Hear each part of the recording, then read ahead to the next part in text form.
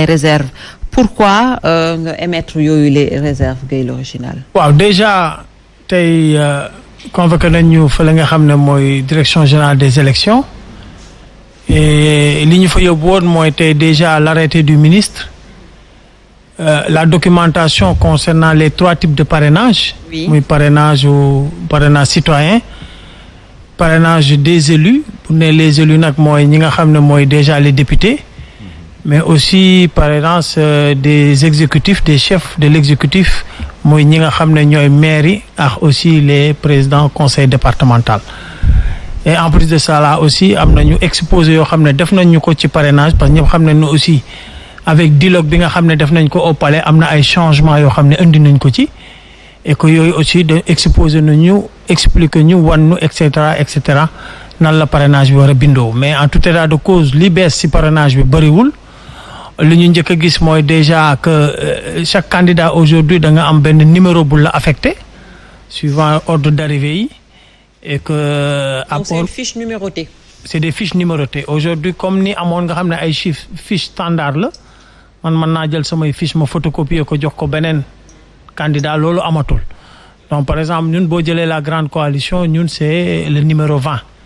donc bu ne foo gis fiche bu am 20 rek c'est le président Bougane Gueye Dany. D'accord, déjà loolu c'est une bonne chose. Bon, disons que quand même c'est une bonne chose. Moi je l'ai beaucoup apprécié mais comme li ma waxoon rek aujourd'hui tey parrainage bi liñ ci indi du lu bees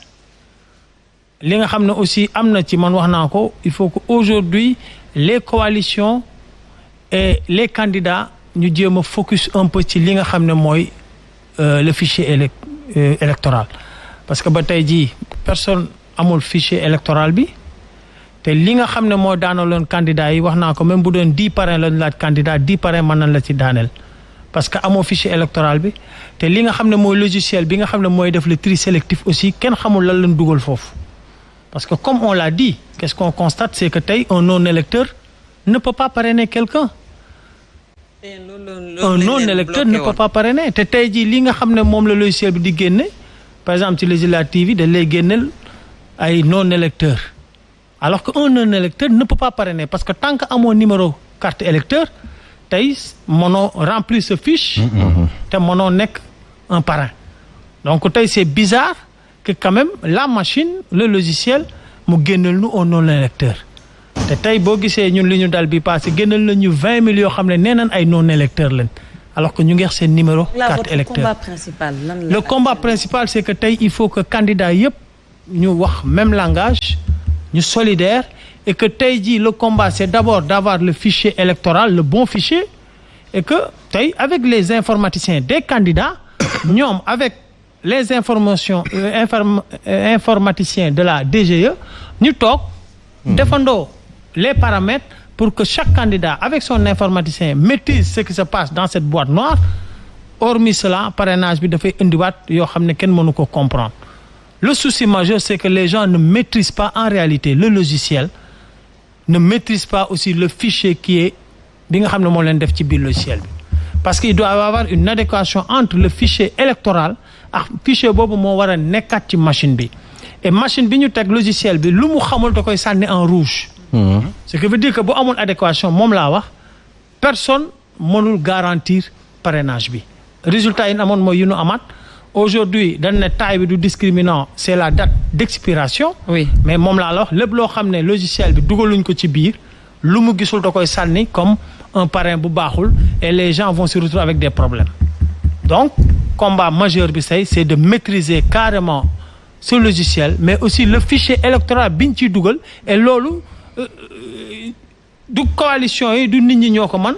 mais des informaticiens aguerris ñu permettre ni parce que amul lu ñu ci làq normalement bu fekkee ne lépp jaar na yoon amul lu ñuy làq aujourd'hui tout bon citoyen aujourd'hui waroon nga mën a am sax le fichier électoral. D'accord. C'est quelque chose de normal et de naturel. Le fichier devait être à la disposition aujourd'hui des candidats. Personne ne peut aujourd'hui dire que fichier bi temps la li nga man mooy à partir de minima bi ñu joxe ak maximum bi nga def benn formule mathématique pour voir que ce fichier aujourd'hui tourne autour de 7 373 000 électeurs à peu près mais du kenn ku ko am du kenn koo xam ne logiciel bi ngay appliqué maîtriser nga ko et ci conditions yi lan demaat ci parrainage mu indi yeneen i difficulté beneen aspect bi aussi mooy que tey ñëpp constaté na ci dialogue bi ils n'ont pas sécurisé le parrainage pourquoi parce que tey da ngay jël option ne damay def parrainage avec les députés 13 députés mais aujourd'hui tu as la latitude aussi de descendre sur le terrain et d'aller chercher un parrainage citoyen ou même d'aller chercher un parrainage avec les chefs de l'exécutif locaux et ça pose problème. Oui, mais foofu est-ce que ça n'a pas été réglé et je pense que je vais y revenir avec vous parce que nga nekk élu nga nekk député ou autre benn nit nga am droit.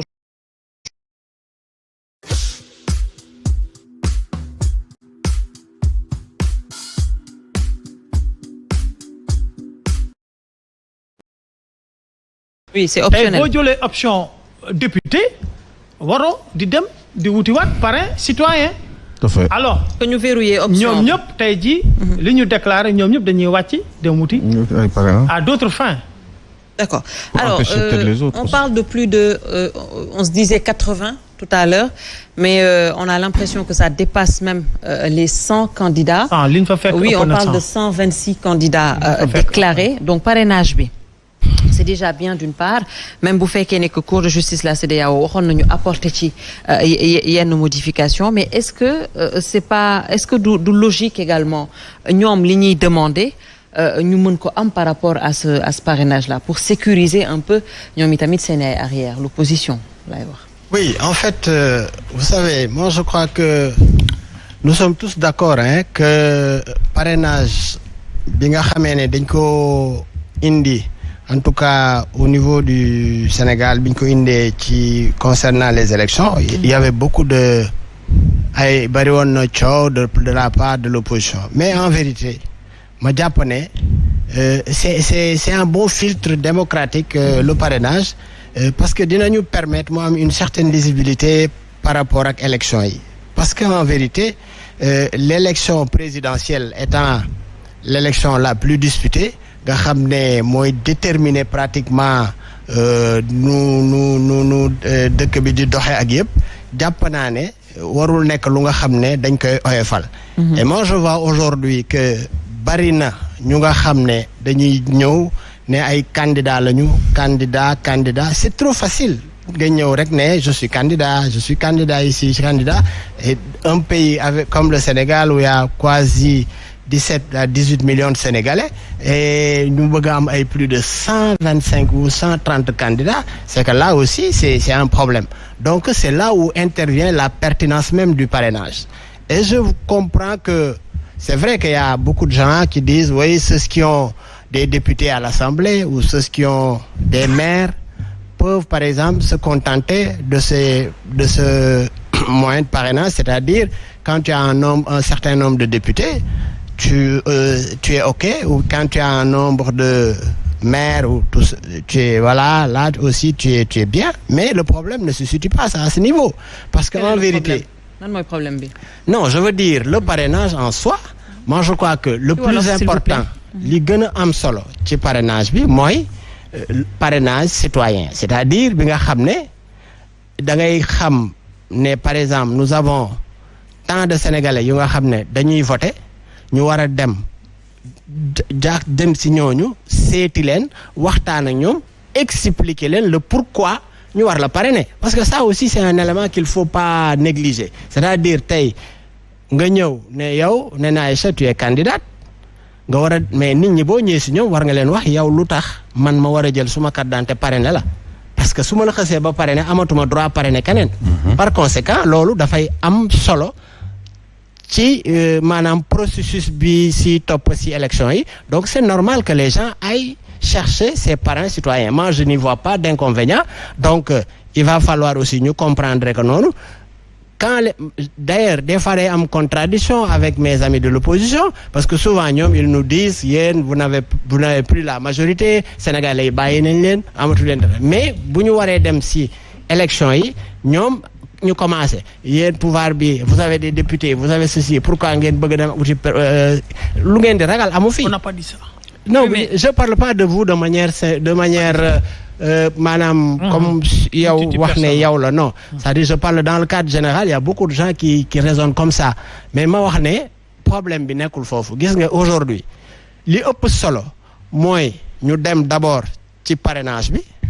dem ci correctement nit ñi dem seeti nit ñi wax ak ñoom convaincre leen le pourquoi sama candidat mooy candidat bi gën mooy candidat bi nga xam ne moom la ñu war a voter nangam ak nangam ak nangam. mais loolu ñoom ils l'ont compris et normalement loolu mooy am sur le terrain. Chaque candidat se rapproche aujourd'hui de la population. Oui. D'ailleurs looloo tax sax ñu def ci discriminant bi mais ce qu'il voulait dire peut-être c'est que comme c'est optionnel. Oui. Foofu on aurait pu permettre. ku nekk nga tànn effectivement ban option yow ngay jël parce que aujourd'hui on le comprend su waxee ni que majorité par exemple dafay jël non seulement bu élu yi ñetti option yëpp dajale leen marge ñoom peut-être bi ñuy am foofu lay xalaatee peut-être en quelque sorte. Oui mais vous savez moi je crois que xam nga dans tout processus démocratique en fait affaire yi day dynamique quoi day évoluer xam nga il a parlé d'une évolution par rapport ak maanaam candidat bi di nga xam ne ak seen numérotation là dina gën a indi beneen visibilité par rapport ak yi passé c'est-à-dire da ngay toujours y a une évolution xam nga processus électoral jàpp naa ne fi ñu ci toll actuellement au Sénégal mun nañ ko saluer d'autant plus que yàgg nañ bari ay jafe-jafe ñuy coow fichier bi nii fichier bi naa fichier bi baaxul et pourtant à la fin bu ñu demee aux élections on voit que avec ce même fichier si la opposition bi di am des maires si la ñuy gagner élections yi si la ñuy dem élections yi ñu am ay députés finalement élection députés yi passé il a fallu de peu peut-être sax pour que ñoom ñu jël ñu am majorité pour vous faire comprendre que donc le fichier là c'est pas ça le problème bi c'est quoi mooy que nit ñi ñu am benn gëm-gëm que ne lii nga xam ne moom la ñu bokk ñu di ko waxtaane parce que man je fais partie des gens yi nga xam ne dama gëm ne élection dafa bokk ci li nga xam ne dañ ko war di waxtaane ñi ci bokk maanaam que mu nekk une affaire inclusive maanaam ñi nga xam ne ñoo ci bokk yépp ñuy ci waxtaan ba am ay solution yu nga xam ne moom la ñuy teg nit ñi ñëpp mën ci gis seen bopp parce que loolu mooy gën a yokk la clarté de l'élection mais la crédibilité aussi de l'élection et jàpp naa ne loolu lu am solo la mais en tout état de cause il faut ñu comprendre aussi que il faut que mu am ce sentiment de maanaam ñu gëmante quoi parce qu'en vérité aujourd'hui c'est l'administration sénégalaise qui organise ces élections d'accord bu ñu jàppee ne ñu ne way administration seen administration la non il faut ñu comprendre que cette administration elle est là elle fait son travail li nga xam ne moom la war a def loolu lay def maintenant avec ce filtre là jàpp naa ne c'est extrêmement important et que bu ñuy dem à la fin bu nga xamee ne ñi nga xam ne sont habilités à déclarer en tout cas candidats yi nga xam ne gis nañ ne maanaam matal nañ li nga xam ne moom lañ doon laaj au-delà du parrainage conditions yi nga xam ne war nga ko matal pour mën a nekk candidat bu ñu valider jàpp naa ne dina gën a permettre ñu am peut-être un nombre de candidats pas très élevé yu nga xam ne buñ ne en tout cas 10 candidats yi ñoo jàll ñoom ñooy dem compétir mu am une certaine lisibilité par rapport aux élections par rapport aux populations parce que en vérité moi élection am na fi des élections booba y avait pas encore le parrainage mais qu'est-ce qui s'est passé finalement on avait combien de listes si vous vous rappelez des élections locales là il y avait combien de listes finalement dañu dem ba trouver un compromis da ngay ñëw pour voter tu prends 5 bulletins peut-être yeneen bulletins yi da nga leen di bàyyi alors que loolu mënoon na fausser peut-être le jeu démocratique et maanaam comment dirais-je le secret du vote voilà et donc yooyu yëpp il faut ñu jël ko en considération pour éventuellement également on parle du secret du vote ben absolument aussi ñu ngi koy décrier d'ailleurs loolu taxoon cour de justice la CEDEAO am ay recommandations yu ci jot a def il y a eu cette question de secret du vote personne n'est contre le parrainage aujourd'hui on peut pas aller avec 100 et quelques candidats 126 mais aujourd'hui dama ne lan la ñuy làq lan moo tax aujourd'hui on peut pas ouvrir que tey mu am benn visibilité bi ngay laaj visibilité pour mu am il faut que aujourd'hui les informaticiens des candidats ñu nekk ci travaux yi xam li ñuy def ci boîte noire boobu logiciel yooyu lan la c'est-à-dire que le problème c'est que amul kenn ci opposition ku maîtriser cette boîte noire là personne ne maîtrise ça mais Guèye maintenant pour transparence Guèye est-ce que yéen tamit foofu est-ce que faussé wu leen le jeu parce que on vous avait tendu la main quand même. Ben voilà. Non, ça n'a rien à voir avec la main. Mais nous si, xam nga nee na olof. mais xarma la. Parrainage bi je pense que lui-même parle de dialogue national. mu ngi woon au cœur du dialogue national. Ça n'a rien à voir. Attendez, vous auriez peut-être pour pu les législatives débattre seen wax seen idée. pour les législatives il y a pas eu de dialogue. dama ne olof nee na ku ndóobin récemment boo gisee lu ñuul da ngay daw. mais président attendez. Moi ce que je dis c'est clair. On a vécu la chose et nous ne sommes pas les seuls lors des législatives. Aujourd'hui, pour plus de transparence, nous, ce qu'on réclame, ce qu'on demande, c'est qu'on maîtrise déjà ce logiciel-là et qu'on maîtrise le fichier BINTIDEF. Lolo, waruñu ko nëbb kenn. Le fichier électoral doit être même citoyen bu ne war nga ko mën a am. soo ko soxlawee. donc xaaral pour li nga bëgg noonu lisibilité bi ñëpp gis ko ñëpp d'accord ci nga xam ne yow boo ñëwee ñuy lire sa clé. C'est informaticien toog il faut permettre quand même à ces informaticiens-là ñu toog xam li ngeen di dugal fii lan la. Parce que tey le problème qui se pose on peut pas concevoir logiciel boo xam ne daf lay génneel ay non électeurs mooy li ma expliqué. Alors que ce sont des gens qui ont leur carte électeur parce que un non électeur un non votant ne peut pas parrainer quelqu'un obligatoirement pour mu parrainer il faut mu am numéro électeur am. D'accord. Donc loolu la ñu wax c'est-à-dire que li ñuy dugal ci biir moo nekkul en adéquation avec le fichier normal parce que moom lu mu xamul da koy sànni en rouge permettez quand même la direction générale des élections doit permettre aux candidats que seen informaticiens yi ñoom bu ñu liggéey affaire bi nit ñi toog mu am transparence. D'accord. Alors une petite chose rek. Oui, allez-y, vous savez on vient tout juste de démarrer.